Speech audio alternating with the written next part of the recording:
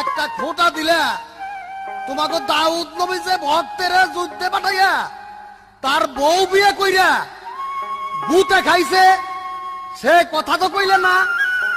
তাকফিরুল্লাহ। আর এক বাউল শিল্পী বলতেছে হযরত দাউদ আলাইহিস সালাম তিনি নাকি তার ভক্তকে যুদ্ধে পাঠিয়ে তার স্ত্রীর সাথে বিয়ে করছে এবং মানে আরো বাজে বাজে কথা। চিন্তা করেন তাদের আসলে এই সমস্ত কথা বলার উদ্দেশ্য কি? উদ্দেশ্য হলো মনে তারা যে অনুষ্ঠান করে সেই সমস্ত অনুষ্ঠানকে মাতানোর জন্য, সেই সমস্ত অনুষ্ঠানকে যাতে মানুষের ভিতরে প্রচার পায়, মানুষ সেখানে আসে, এজন্য ভালো মন্দ কথা মিশ্রিত করে মানুষকে বলে। তাদের ইমান থাকলো কি গেল এটা কিন্তু তাদের মুখ্য বিষয় না।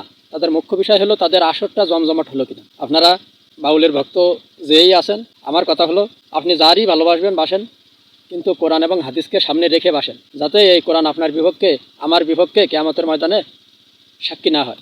কারণ এই কোরআন যার বিপক্ষে সাক্ষী দেবে আল্লাহ কিন্তু ওটাই গ্রহণ করে নিবে।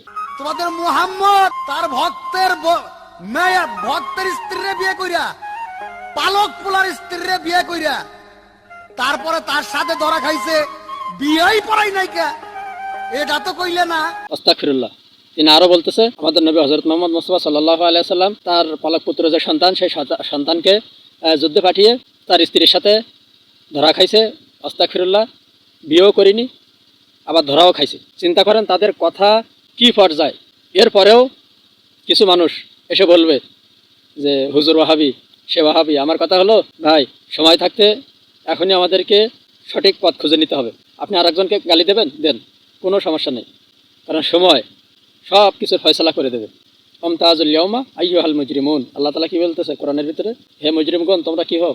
আলাদা হয়ে যাও। আবার হযরত আলী ফাতেমারে ছোটবেলায় মা ডাইকা ভাস্তি বিয়ে করছে, এটা তোমার চোখে পড়লো না? হযরত আলী রাদিয়াল্লাহু তাআলা আনহুর নামেও কি বাজে কথা বলতেছে। ছোটবেলায় হযরত ফাতেমা রাদিয়াল্লাহু তাআলা আনহারকে মা ডেকে বড় হওয়ার পরে ভাস্তি বিয়ে করছে। তার কথা শোনেন, শুধু তার কথাগুলো একটু শোনেন। যারা বাউলদের পক্ষ নিয়ে কথা বলেন, কমেন্টে এসে বিভিন্ন ধরনের কথা বলেন, তারা শোনেন এইবার।